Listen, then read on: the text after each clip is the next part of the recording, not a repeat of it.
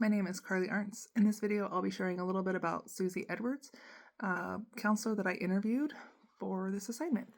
Her work is shaped by compassion, trauma-informed care, and a strong sense of calling. I chose to interview her because her approach to healing and her commitment to a sustainable practice reflect the kind of clinician that I hope to become. I will walk through her journey into counseling, the rhythms of her work, the modalities she uses, and the practices she uses that keeps her grounded. I'll also share the wisdom she offered about finding your why and growing into your own identity as a counselor. Susie's preparation began as an undergraduate in graduate studies at Liberty. She went to Liberty Online University. Her path wasn't linear, though. Probably over 20 years ago, she was pregnant with twins, and it was a high-risk pregnancy. She stepped away from her original degree in elementary education and only went back to it much later. About 7 years ago was when she went back to it. At that point in time, Liberty was newly accredited, and she joined their master's degree program. And she's newly licensed as an LPC. Beyond her formal education, though, her training has been shaped by trauma-focused study, somatic and body-based approaches, and deep work with modalities like internal family systems and emotionally focused therapy. Her interest in counseling began as a teenager. She traces it back to high school, and there was a pivotal experience in high school when she had a close friend who became pregnant at 16. Susie became involved with helping her friend and also a teen pregnancy program, and later volunteered in pregnancy centers. Those early experiences awakened something in her, which was a sense to support people through their hardest moments, and it was just simply a part of who she was. She describes herself as someone who genuinely loves human beings. I mean, she laughs when she says this. She's endlessly fascinated by who they are and how they became who they are. In her current role, Susie's primary duties center on counseling. She sees clients across a wide age range, from early teens to older adults. She said teenagers to 99. And she works with concerns such as anxiety, depression, trauma, addiction, bipolar disorder, personality disorders, and general life stressors. Trauma work is her deepest passion. She notes that every research project in her master's program she completed, she focused on trauma in some way, shape, or form. Her therapeutic work is primarily grounded on IFS and EFT, both of which she has invested heavily in, financially, academically, and personally. She has completed 2 intensives, taught classes for decades alongside Jeff Schulte, and draws from formative experiences connected to Chip Dodd and the treatment center where she trained.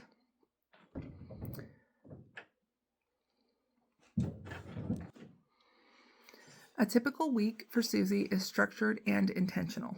She works Monday through Wednesday, seeing clients for 8 hours a day with a lunch break that sometimes doubles as time for clinical notes, although she did say she prefers not to do that, and she really strives to keep that time sacred. Thursdays are reserved for catching up on documentation from home, and throughout the week, she also handles administrative tasks, emails, mail, phone calls, business management, even practical things like emptying the trash or making coffee. She's actually a new business owner as of July of 2025, so these are new responsibilities, although I'm sure she was part of that task force prior to. Just now the burden of responsibility is on her. She also said she really strives to balance the emotional intensity of counseling with the practical realities of running a business. When asked what she finds most meaningful, she lit up. She described the privilege of witnessing healing firsthand, seeing clients move toward joy, peace, hope, and serenity. She shared 2 stories that affirmed her calling. A woman who had been severely depressed since age 13, and after 2 years of working together, she no longer met criteria for depression. And later, a man who struggled deeply with unhealthy relationships, eventually, through the work, began dating again, chose a healthy partner, and saw his professional life flourish as he grew internally. Moments like these remind her why she does this work. Susie also recognizes the personal qualities that support her in this profession. She is involved in 12-step program, and she sponsors others, and that taught her early on that she cannot direct people's choices. She can only walk with them. Her own therapy helped her understand what it feels like to sit in the client's chair, and her natural extroversion and genuine interest in people make the work energizing rather than draining. She sees people as fascinating, complex, and worthy of care. Of course, she notes the work is not without challenges. The mental fatigue of 8 hours of active listening is real. Soap notes are tedious. Working with teens is particularly hard.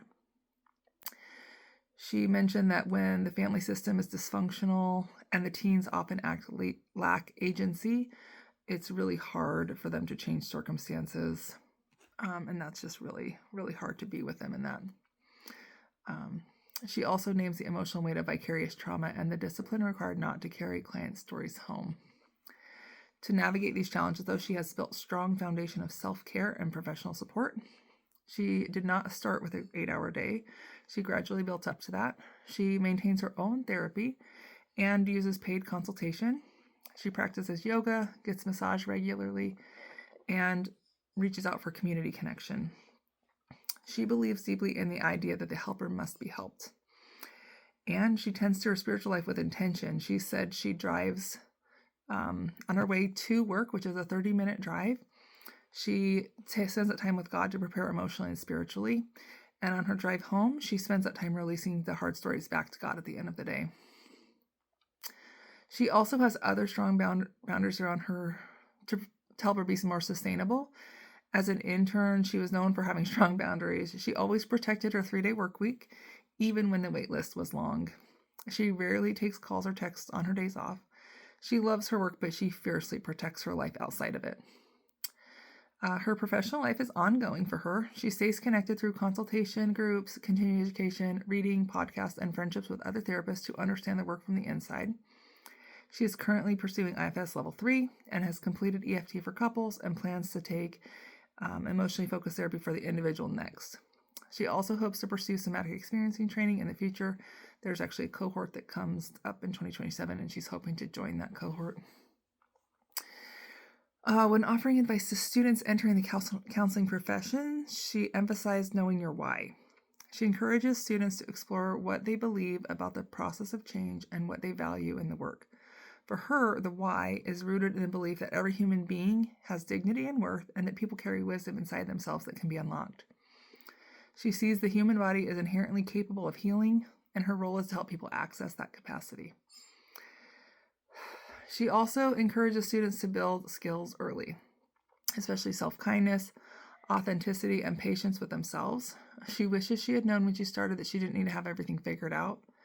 She remembers feeling like an imposter in the early stages of her therapy work. And one of her fellow therapists took her by the hand and just said, "Just be you, the rest will come." And that message has really stayed with her. Finally, when students are discerning about a specialty or population, Susan suggests paying attention to what resonates, what feels meaningful, and where curiosity naturally pulls you.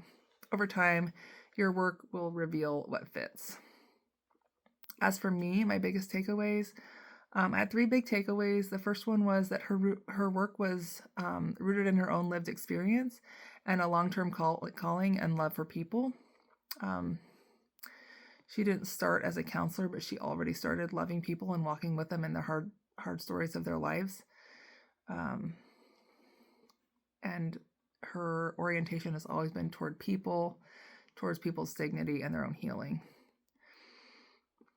I also really appreciated that she has a high level of clinical rigor, especially that she has spent so much time advancing her career and investing heavily in her own growth. I remember she got accepted into IFS Level 2, which is super hard. She was really, really excited, and she's completed IFS Level 3 and is working on getting certified right now. I think she's got all her paperwork together. Like, that's hugely motivating to me.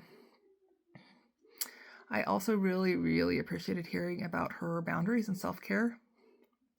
Those were really eye-opening to me. I have pretty strong boundaries and self-care, but to think about carrying the weight of the stories day in and day out, and how that probably becomes really heavy if there's not ongoing release and prayer over that.